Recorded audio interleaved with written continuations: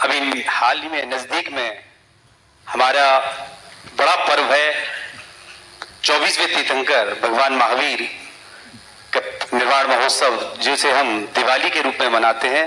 हमें वह दिवाली किस तरह मनानी चाहिए और हमें किन बातों का ध्यान रखना चाहिए गुरुदेव? देखिए, दीपावली एक धार्मिक पर्व है और एक लोक पर्व है। लोक पर्व के रूप में सारा देश दीपावली मनाता है और हम भी उस लोकोत्सव में सम्मिलित हैं, तो उस दृष्टि से जैनों को भी दीपावली मनानी चाहिए। जैसा लोक में मनाया जाता है वैसा मनाएं, लेकिन हमें अपने धार्मिक पक्ष को कभी नहीं भूलना चाहिए। हमारे दीपावली का मूल भगवान महावीर का निर्वाण महामहोत्सव है और इस वर्ष तो 2550वां निर्वाण महोत्सव होने जा रहा है, तो हमें बहुत उत्साह के साथ, उमंग के साथ मनाना।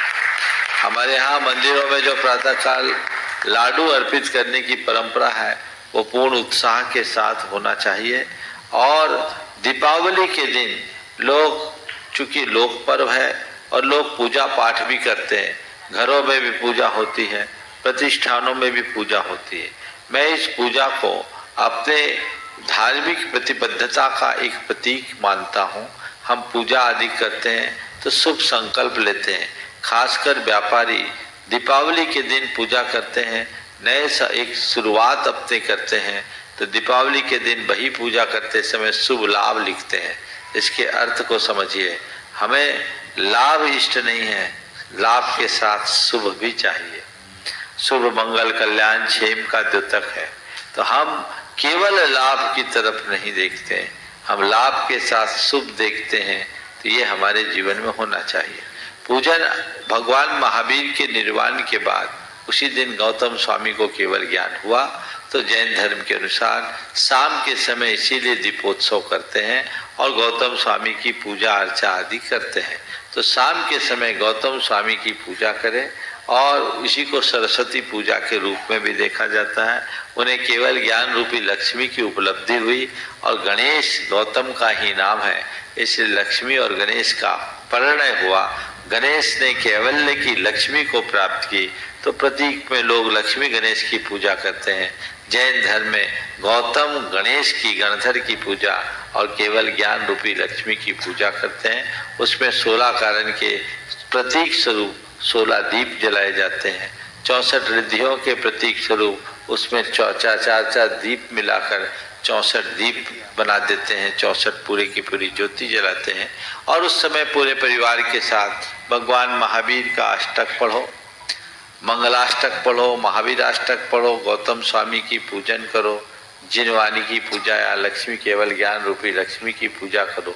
जो हमारी विधि है उस विधि के अनुसार मांगलिक करके वही आदि में जो शुभ लाभ आदि लिखा जाता है वो लिख दें। और ये पूजा दिन के ही समय करें, रात्रि में पूजा का हमारे यहाँ कोई विधान नहीं है। दिन की पूजन करना चाहिए। मुझसे बहुत लोगों की सूचना आई कि इस बार दीपावली की पूजा का मुहूर्त क्या है।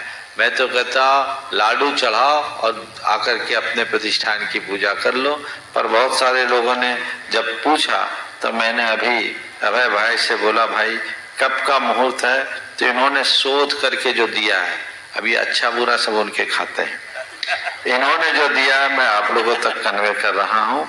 सुबह पुष्कर नवांश में 6 वृश्चिक लग्न और पुष्कर नवांश बड़ा उत्तम योग है।